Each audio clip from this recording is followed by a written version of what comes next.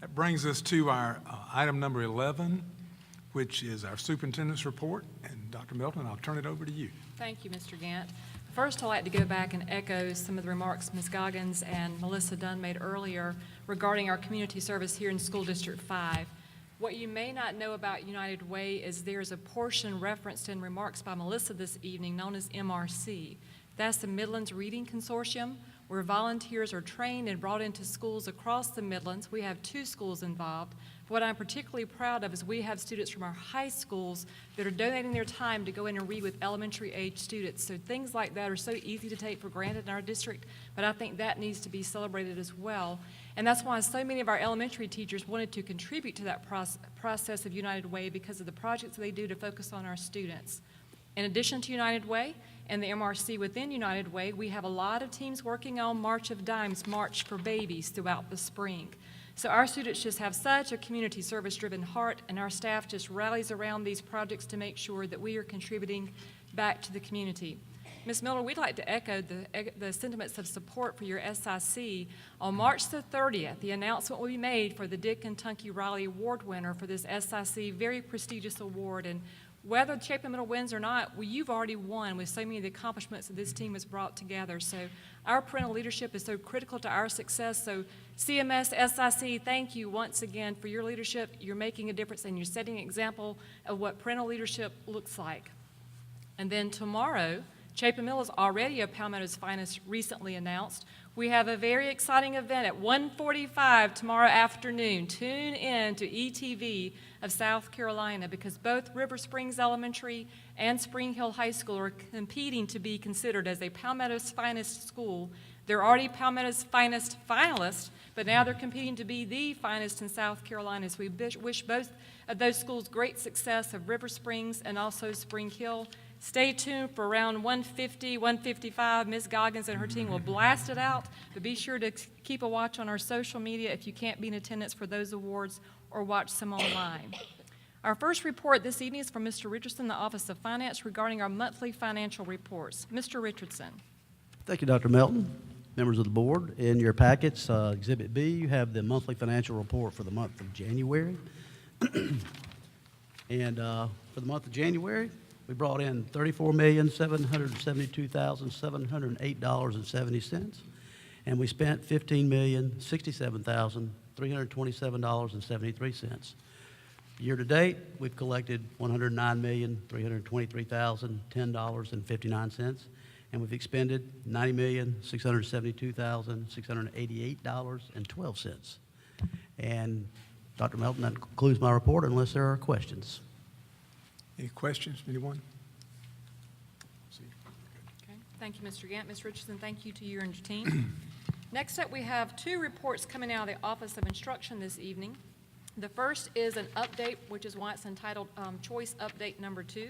Ms. Goggins and Ms. Wheeler will be coming forward to do this presentation together to make sure that the board and the community have an update regarding our most recent choice experience here in District 5. Ms. Wheeler.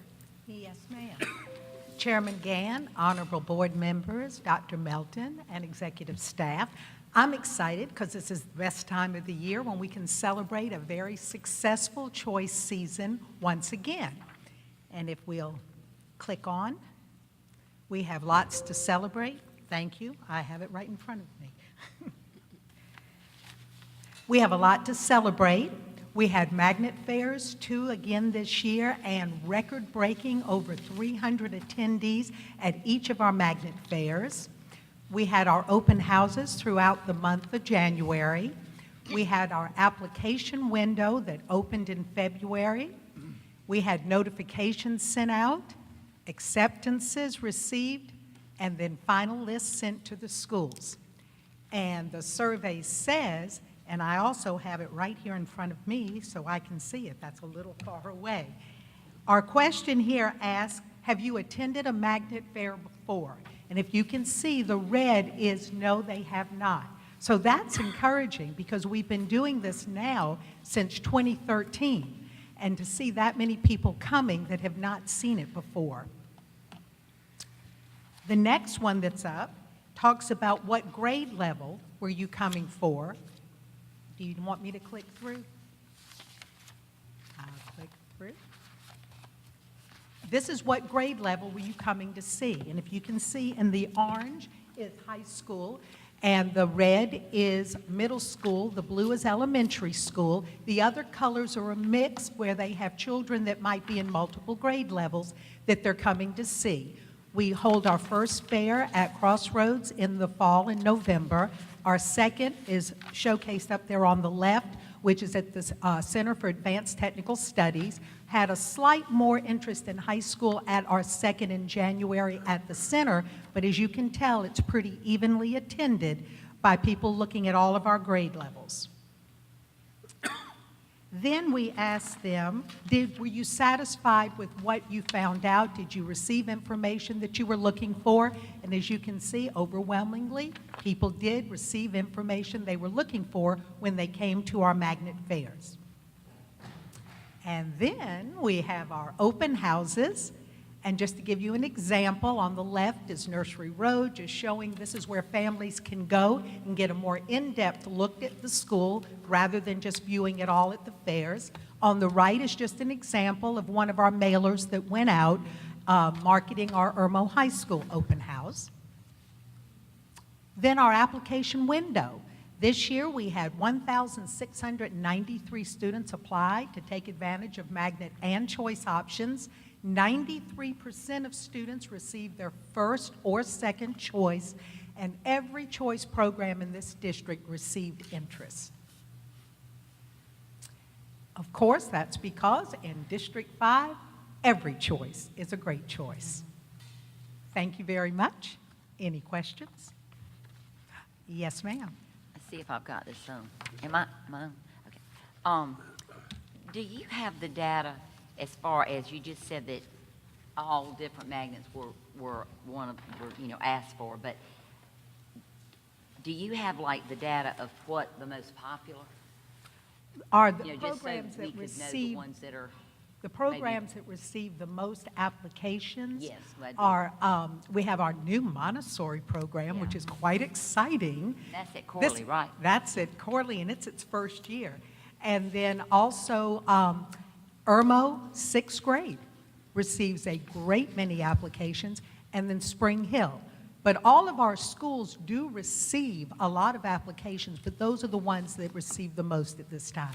And then a sort of a follow-up, do we keep the numbers of which of our schools have the largest percentage of kids asking to go to a different school? You know what? We do have that data, and I can pull that report and get that for you, but we do have access to all kinds of data. Thank you. I'd just like to see that. Yes, See from of which the ones- schools they come to. Right, But right. it's an interesting fact, especially in the high school. You see a pretty even shift, in terms of movement. Because one of the things, and you and I have had the discussion, magnet schools are great. They certainly are popular. You prove that with the amount of people that are interested. But I also like to think that magnet schools don't have any negative effect on any of our schools. And, in the sense of all of them should offer something that we hope to draw. And that's You and I always have- been the motto, that we have magnet schools for a reason, but we don't build one up at the expense of another. Thank you. Yes. Thank you. Any other questions? Thank you very much. Ms. Wheeler, thank you, and Ms. Goggins, thank you to you and your team. The survey results that Ms. Wheeler reported this evening were actually random samples of attendees for both Crossroads in November and then the center in January, so it helps us so much to hear feedback from those that are attending. So kudos to our public information team, and Ms. Wheeler, as always, thank you for your passion and your vision and support for our magnet programs. Well done. Yeah, I tried to tone it down. Yes, ma'am. We don't need you to, Ms. Wheeler. Our next report this evening, and second out of Office of Instruction, is one that is near and dear to my heart, is our hashtag LeadD5. Mr. Giuliano, our Chief of Instruction, is going to lead the presentation this evening and probably recognize some movie stars that are out in the audience this evening who are our LeadD5 facilitators. Mr. G. Thank you, Dr. Melton. Thank you, Board Trustees. We certainly do have some superstars in the audience, and I'll recognize them at the end of the presentation because we do have some of our Lead D5 professional development facilitators in the audience this evening.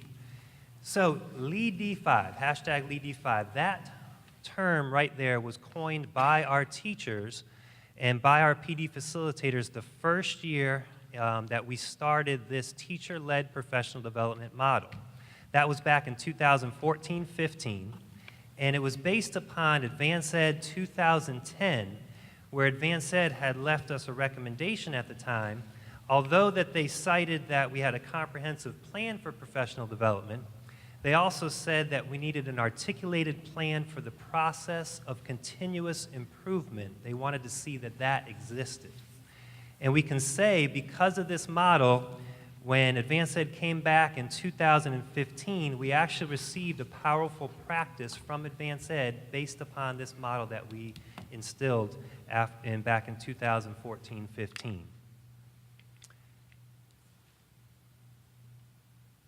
The model is based upon our district instructional initiatives.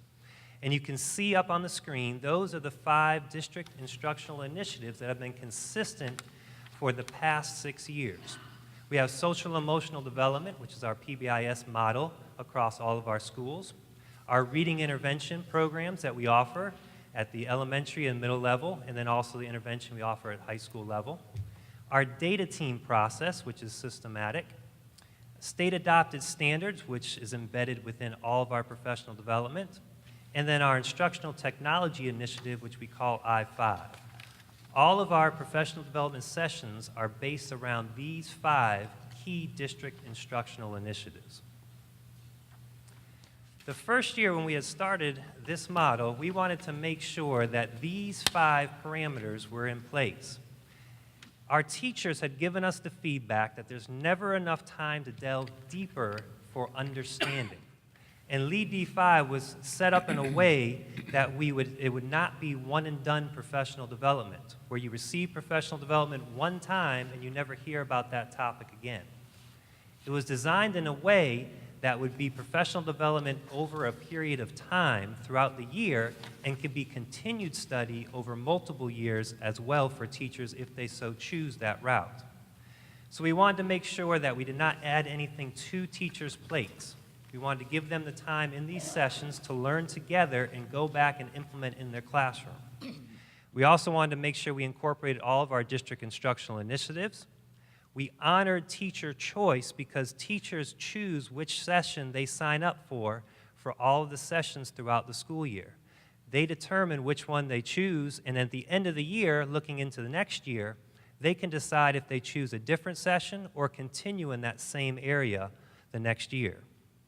We also wanted to build capacity for leadership within the system. So our teachers lead this professional development. It's teachers learning from other teachers and studying together based upon one of those district instructional initiatives. And then also modeling that gradual release of responsibility, where teachers learn together and then they go back and practice and then bring back information to share the next time they come back together. So some data for you. As we look at, this is our 5th year for #LeadD5. And for our PD facilitators, those are our teacher leaders which lead this professional development. As you can see from the chart up there, we have 17 facilitators. This is their first year leading sessions for our district. We have 9 that are back for their 2nd year, 5 in their 3rd, 14 in their 4th year, and 7 in their 5th year. So what you can see there is we have 26 PD facilitators 1st or 2nd year, and 26 3rd through 5th year. So we have a mix of veteran Lead D5 facilitators and then also a mix of new, again, building that leadership capacity for a total of 52 Lead D5 PD facilitators throughout the year. They do not lead just the sessions. They also have 3 days of summer training that they go through in coordination with all of our district content coordinators, because our district content coordinators work closely with the teachers to provide guidance, to provide support, and to work through so they have that support they need to lead a professional development session successfully amongst their colleagues and amongst their peers. And then they also have 3 days throughout the school year that they get together with our content coordinators once again to provide that support ongoing. So it's not one-time support either. It's ongoing support throughout the year. And in fact, Sarah Kearns, who coordinates, one of the main coordinators for this, She gives her cell phone number to all of the PD facilitators. So any issues that may arise, they have direct access to Sarah Kearns that day. We have 3 sessions for Lead D5, and these are the dates for this past school year: August 20th, February 18th, and March 8th. And although many years in the past, some inclement weather has taken away some of our Lead D5 days, I can say that this was the first year that we've had all of our district professional development days uninterrupted by weather or makeup days. So thank you to our board as well for honoring those days and honoring that for our teachers, because they value this professional development and they see that you value professional development as well. So thank you.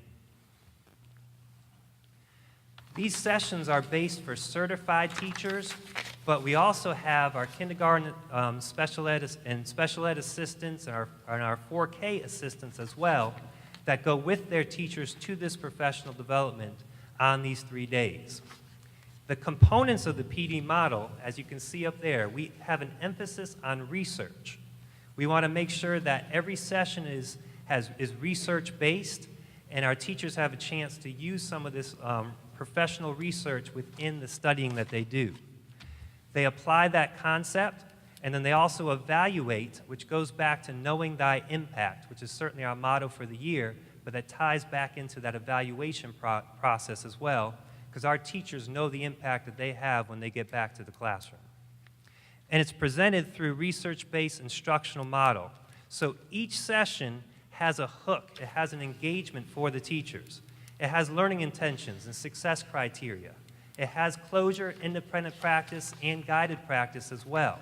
So what we're doing there is we're modeling in our professional development what we should see in the classroom as well for our students, because that's research-based and it shows that it's proven to work with students as well. And then as you can see, this initiative supports our strategic plan, our goals 1, 2, 3, and 4. It supports the strategic plan, which is important to the development in School District 5. A few highlights: we offer feedback. At the end of each session, our teachers fill out an exit survey. And I know our audience members can't see all those, so I will read a few of them. But these are some of the comments that our teachers are making about the sessions that we have currently had throughout the year. I walked away feeling like I can do this. I feel like I'm not alone and left to fend for myself. Great job all around, engaging, informative, and funny. The organization of the program was tight and perfect. Debriefing the opening activity was on target. The speaker was phenomenal. Fantastic presentation. I felt energized to start the school year. We all want all of our teachers to feel energized to start that school year. Another great morning of PD tailored to our needs. Lucky to have the opportunity with my fellow middle-level folks in Lexbridge 5. I didn't tag everyone, but my village is comprised of rock stars. Feeling energized and so excited. Thank you for the time to talk, think, and create meaningful CFAs. And lastly, another highlight: I thought everything today was a good use of my time, and I took away several ideas to use in my classroom. Thank you so much for all the work and thoughtfulness that went into preparing for today. Our Office of Communication has created a video to highlight Lead D5 that I wanted to share with our board and our community this evening. So we're going to play that video, and then, like I mentioned, I want to recognize our Lead D5 PD facilitators that are in our audience today.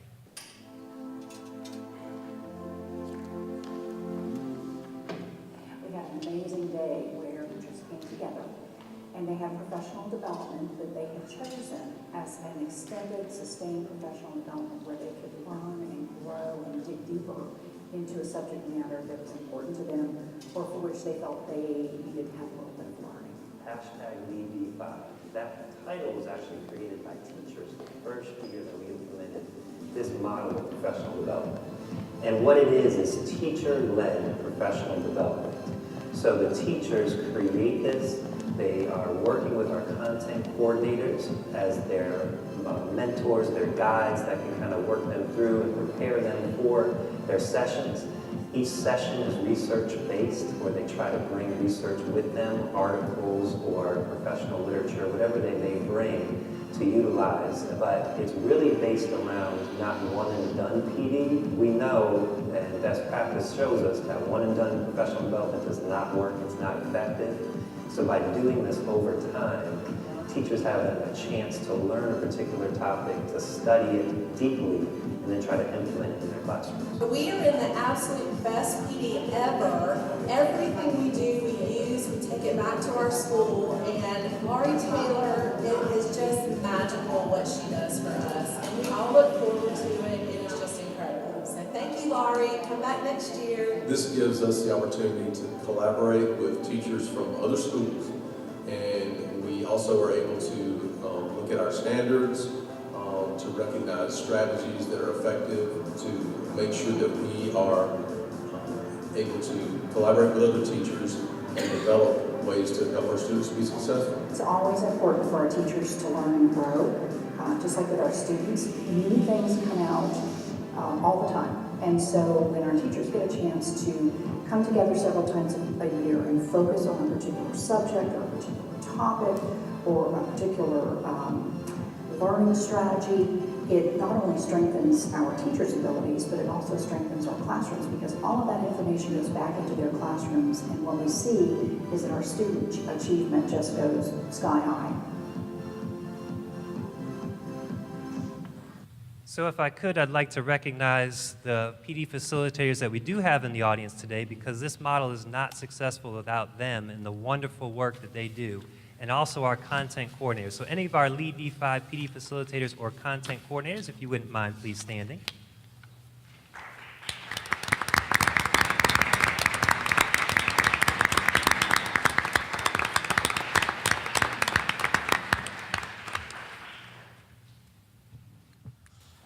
As I mentioned, they are phenomenal. They do a great job, and the words that you could see from our teachers in the exit survey really back that up. So thank you for all of your hard work. And with that, I'm going to open it up to any questions that our board may have. Ms. Hammond. I just have one quick statement. I want to thank you and Dr. Melton with this leadership. I can just tell you as a teacher, number one, we are not adding anything to the plate, and we're honoring teacher choice. So I just want you to know that those resonate to teachers, and I really appreciate that leadership. Thank you. Other questions?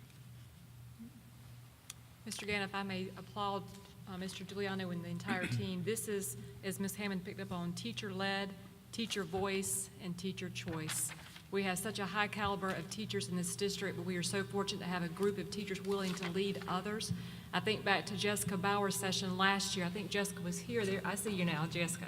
When I walked into Jessica's session here last year, as I walked in, the group was talking about when they could get together beyond the 3 days they were assigned. Says no teacher ever until Lead D5. So Jessica was trying to coordinate with them. Will it be Starbucks? Will it be Panera, Google Classroom? What might they do? But that's the kind of energy these Lead D5 facilitators bring to this with the vision of our Office of Instruction. So I can't say enough how celebratory this is, and I hope this board has great pride. Our retention, this is evidence of why we have over 92% of retention rate in this district. It's because of people just like this. So hats off to each and every one of you. I'm very, very proud. Mr. Gant, that concludes my report.